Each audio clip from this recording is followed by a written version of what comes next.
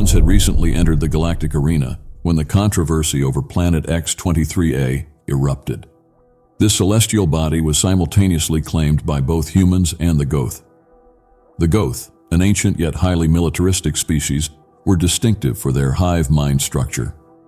Unlike typical hive societies, they boasted several queens who governed through a quasi-democratic system. In contrast, humans were somewhat of an enigma. Their preference for bulky suits and strict quarantine of their space made them a mystery. They lived in an environment so perilous that only with gravity suits could others, like us Hoks, venture there without succumbing to the intense gravity. Despite their secretive nature, humans shared our bipedal form and general body structure, although they were significantly smaller. The Goath, leveraging our long-standing trade relationships and shared history in the Galactic Alliance, invited us to mediate the dispute over the planet. Their expectations seemed to be that our shared past would sway us to support their claim. Our technological prowess and status as a leading civilization in the galaxy did not simplify the delicate task ahead. The human delegation requested permission to dock. "Allow them to use Shuttle Bay 9, I instructed, noting the small size of their vessel.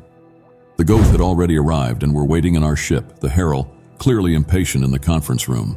I used the turbo lift to reach the meeting, where we had prepared by flooding the room with various gases, necessitating the use of spacesuits.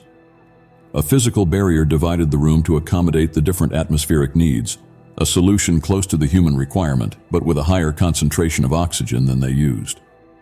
As I entered the room, I was greeted by the Goath ambassador, Many Sons.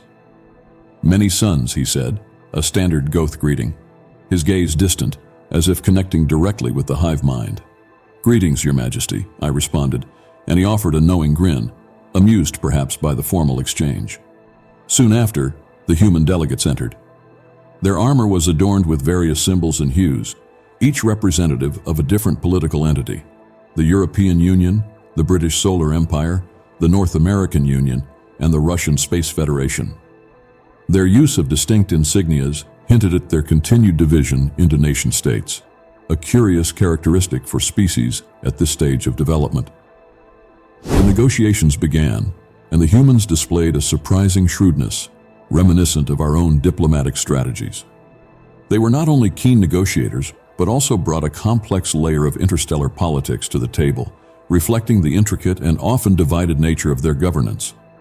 This complexity added an unpredictable twist to the talks, suggesting that the resolution of Planet X23A's fate would require not just diplomacy, but an understanding of the deep-seated ideologies and survival instincts driving each species involved.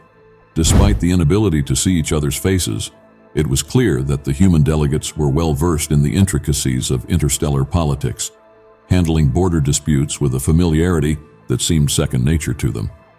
During a particularly long explanation by the representative from the British Solar Empire, clad in a vibrant red suit, about the technicalities of border laws, I interjected, "I'm sorry to interrupt, though I wasn't really sorry. But you can remove your helmets. We've adjusted the atmosphere in this room to mimic your Earth conditions." The humans exchanged uncertain glances. The North American Union representative hesitated before saying, "We would prefer to keep them on." Persistent, I pressed, "I insist. We spent a considerable effort ensuring your comfort." This was an exaggeration. The preparation had taken a mere 10 minutes, but after 3 hours of discussion, I was eager for any breakthrough. Reluctantly, the British representative removed her helmet, revealing a face startlingly similar to ours, nose, eyes, ears, and mouth all in familiar alignment, framed by blonde hair and pale skin. The Goath ambassador, taken aback, accused sharply, "What trickery is this? These are your offspring, not humans." Confusion ensued, with the EU delegate quickly defending, "I assure you there's no deception here." The situation escalated as the Goath, incensed and perhaps feeling betrayed, stormed out with his assistant. The humans, visibly annoyed, began to gather their things. Desperate to maintain some semblance of diplomacy, I pleaded, "Please, could you stay a bit longer? Just 30 minutes." Agreeing begrudgingly, they sat back down. I sprinted to the medical wing, fetching Dr. Joko and Professor June from xenobiology without explanation. We raced back to the conference room, where the air was now breathable for us. The humans, still seated, looked up in surprise as the scientists entered, equally shocked by the uncanny resemblance between our species. The revelation was profound. Historians called into the room recognized the humans' insignias as ancient symbols of liberty from our pre-spaceflight history. It turned out our ancestors had been abducted from Earth by alien forces known as the abductors long before humanity's first steps into space travel.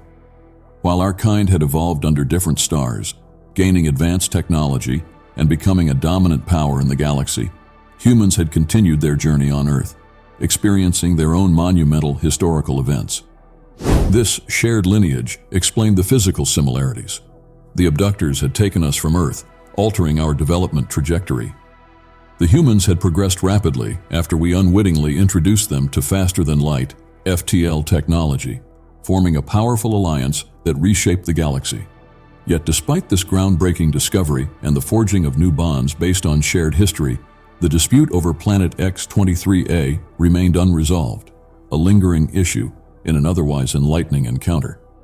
This marks the end of our Galactic Summit, where humans and the Goath, alongside representatives from our own kind, navigated the complex tides of galactic diplomacy.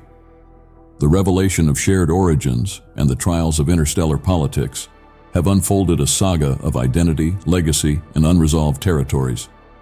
If this tale of cosmic encounters and diplomatic prowess has captured your interest and ignited your thoughts, please show your support.